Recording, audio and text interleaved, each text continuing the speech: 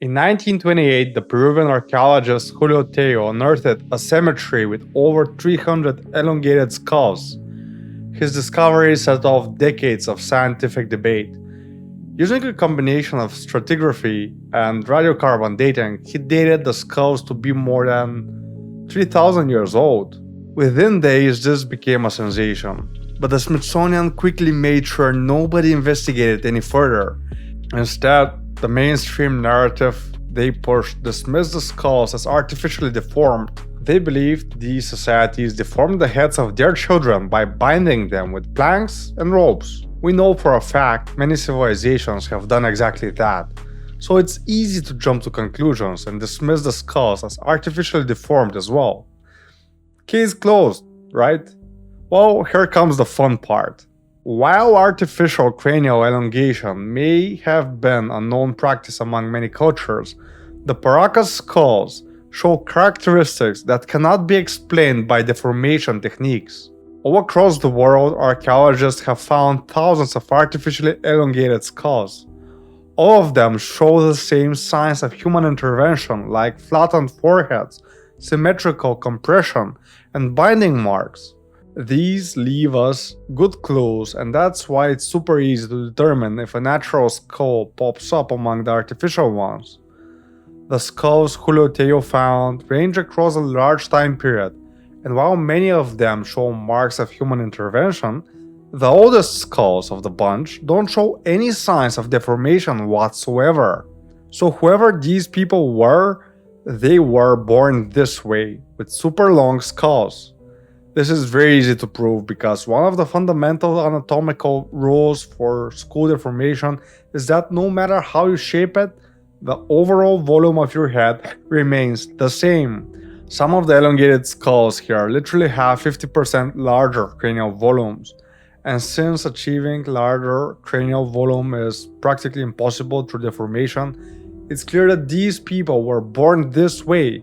There's a ton of proof that this is the case, and I'll share it along the video. I mean, come on, if we could artificially increase our cranial volume, all of us would deform our heads to get bigger brains. Back then, exactly this large difference in cranial volume sparked a lot of controversy, and that eventually led to DNA testing. When the results from the DNA analysis came out, they shocked absolutely everyone because it pointed halfway across the world to the peaks of the Caucasus Mountains and the shores of the Black Sea between Europe and Asia. We have this information from a haplogroup that is very specific to Eurasian region. Haplogroups are genetic markers passed down through ancestral lineages. They tell us that the elongated skulls from Peru share DNA with populations thousands of miles away. In fact, these tested skulls share more DNA with populations in Crimea and the Caucasus than with Native Americans. Similar natural elongated skulls have been discovered in these exact regions, in Crimea, between the Black Sea and the Caucasus Mountains.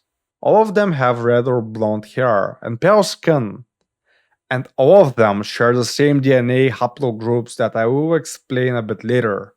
So you don't need to exactly be Sherlock Holmes to see the connection and deduce these guys fled all the way to Peru from this region. And they did that thousands of years before South America was even discovered by Columbus. What was so scary in Crimea that they were running from to go halfway across the world? The territory where they originated, between the Caucasus Mountain and Crimea, is actually very special. It's exactly where Hitler and his Institute for Ancestral Heritage searched for the origins of the fabled Aryan race. The Germans launched Operation Edelweiss in the Caucasus Mountains. We all know how obsessed Nazis were with finding the origins of the ancient Aryan race. The term Caucasian actually comes from the Caucasus Mountain, and not from Asia. That's why they came here, because they believed this mountain was the home to the race they were looking for. The Aryan race was supposedly characterized by pale skin and red or blonde hair, the same red hair that we found on the Peruvian elongated skulls, and the elongated skulls from Crimea. Another reason why Hitler thought this race originated here is because in the Caucasus Mountains there are thousands of mysterious megalithic structures that still stand unexplained, more structures than anywhere else in the world. So let's try to find out these mysteries by discovering why these ancient people fled the Caucasus, what they were running from, and most importantly, who they really were, all based on hard facts, DNA research, and biological traits. Brian Forrester is the independent researcher who worked with the government to secure most of the DNA samples we'll go through. He sent over 50 skulls to two separate institutes, and the results he got back were quite interesting. Among the 300 skulls from Peru, there were over a dozen infant skulls, too young for headboarding to have taken effect. It usually takes between 6 months and 2 years for headboarding to reshape a baby's skull into an elongated shape. But some of the skulls found belong to literal newborns. This alone contradicts the mainstream explanation of artificial head shaping. There's no way to modify a fetus' head in the womb. These babies were born this way. This is a fact because in a cave near Lake Titicaca, the skeletons of a 12-year-old mother and her unborn child were found. Both of them had elongated skulls. Let me repeat. The unborn baby in the womb had an elongated skull. So unless they somehow elongated the baby's head in the womb, then this is all natural and the result of genetics. The skulls of this weird race are not also heavier but also larger in volume than modern human skulls. These people had significantly larger brains than Homo sapiens. The samples that Brian sent for DNA analysis were from 3,000-year-old skulls, and he'd found them in South America. Because of that, everyone expected them to have Native American ancestry, Native American DNA. And Native Americans have a predominant haplogroup B, yet almost none of the skulls had the expected haplogroup B. They weren't Native Americans. Instead, the DNA analysis linked the elongated skulls to haplogroups H, U2E1, J1, T2, and R. And all of these originated from Europe, the Crimea, the Black Sea, and the Caucasus regions. Brian Forrester specifically studied the skulls that came with these DNA results because he believed they are natural. All of them have bigger eye sockets than Homo sapiens. Their heads are also vertically longer. What further separates them from Homo sapiens, and for me personally seals the deal, is that none of these skulls have a sagittal suture. I'm talking about this little line here on the top of our skulls. It's something all humans have. This is not something you can modify or remove from your skull. Then why don't the Paracas elongated skulls have one?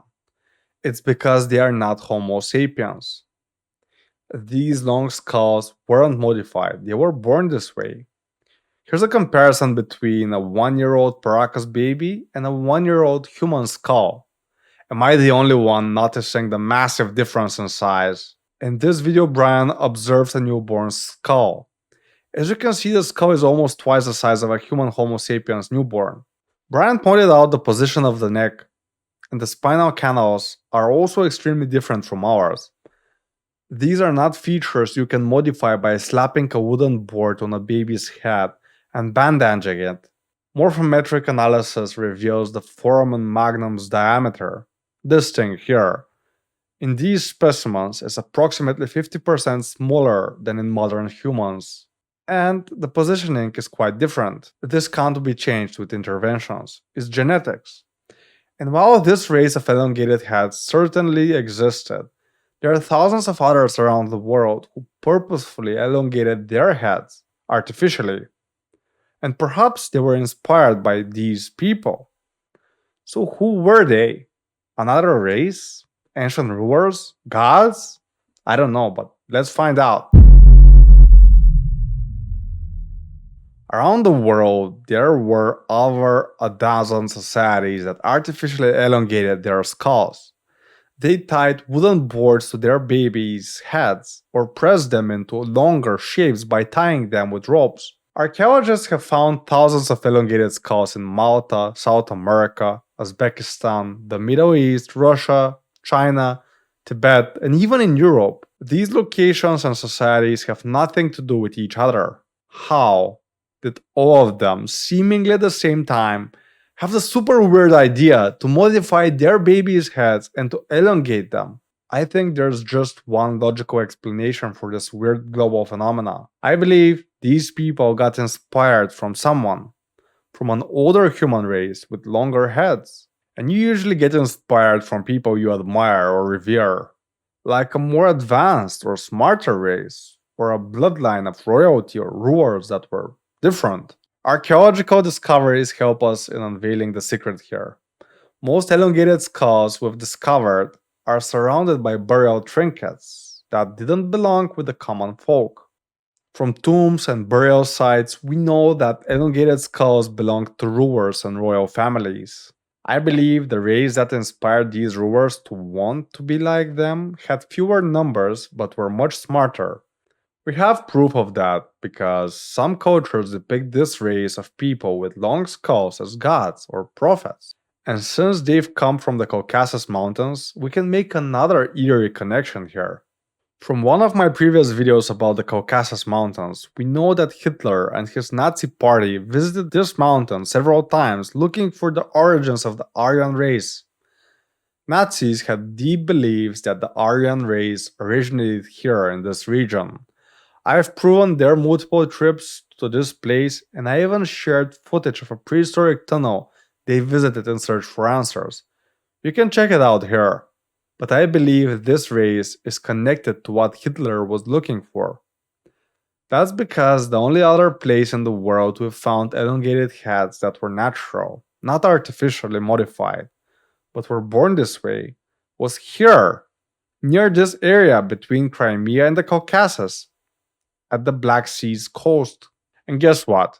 The skulls found in Crimea also have a missing sagittal suture, which was what sealed the deal for me in believing that this race is real and not someone who just slapped a wooden board on their baby's head. Most of the elongated skulls that had DNA proving they come from the Black Sea had red hair, and some even had blonde hair. And you can't have either of these unless you have fair skin. Patches of skin were also found on some of the better preserved skulls, and it confirms that the skin color was quite pale. So that completely aligns with Hitler's theory of the lost Aryan race he was looking for. The Caucasus Mountains, where these people dwelt, is full of monolithic buildings and ancient stone secrets. There are strange enormous stone walls across it, and many man-made tunnels that required advanced technology and understanding. We don't know who built these things, and we don't know how old they are, but I believe it was these people. But whoever this race was, at some point they abandoned this place and ran off to Peru. This is what we see from the DNA analysis. This is not speculation, it actually happened. And I believe they ran away from the flood we've read about in the Bible. From geology and recent scientific discoveries, we know that in the past 12,000 years, the Black Sea got flooded twice. The first time was during the Younger Dryas global event, which was a period of sudden climate cooling around 12,800 years ago. As glaciers rapidly melted, massive freshwater floods poured into the Black Sea and raised the water levels significantly. The second flood occurred 8,000 years ago when the Mediterranean Sea breached the Bosphorus and set a catastrophic saltwater influx into the Black Sea. This event often is characterized and linked to the Noah's flood myth. It completely transformed the region by submerging vast areas of land and forcing human populations to migrate. Geological evidence, such as submerged shorelines and ancient riverbeds, supports both flood events as major turning points in the Black Sea's history. These two floods really happened, and the second one submerged many of what is now known as Crimea and the Caucasus Mountains. the exact two places where the elongated skull DNA points to, and where elongated skulls have been found. And if you are still not buying this theory, here's a baby elongated skull found in Crimea, proving the people who lived here also had naturally elongated skulls. Sadly, when these people migrated to Peru not long after, the locals there rebelled against them and slaughtered them. But who can blame them? They were afraid of the alien looking migrants with elongated heads. We know this because Brian Forrester pointed out that all 300 Paracas corpses found in Peru were found in one place in the middle of a field. They weren't buried, they weren't in a tomb, they were all found in one field with damaged heads suffered from blunt trauma to the heads. Someone caused the genocide there. And this was the end of the last living descendants of this ancient race. Sadly, we will never know their true origin. Did they perhaps come from the sunken continent of Mu? Did they come from Atlantis? We don't know if the legends of these places are real. But one thing I know for sure. If someone has a 50% larger brain than us, their brains would have functioned differently, and that could be a good explanation for the many mysteries that we have yet to uncover around the world. I'm Xuisoko and thank you for watching Into the Unknown. If you enjoyed this episode, check out my investigations in the Caucasus Mountains. As they are surely linked to this lost ancient race, you can start here or here. It's up to you, and see you in the next video.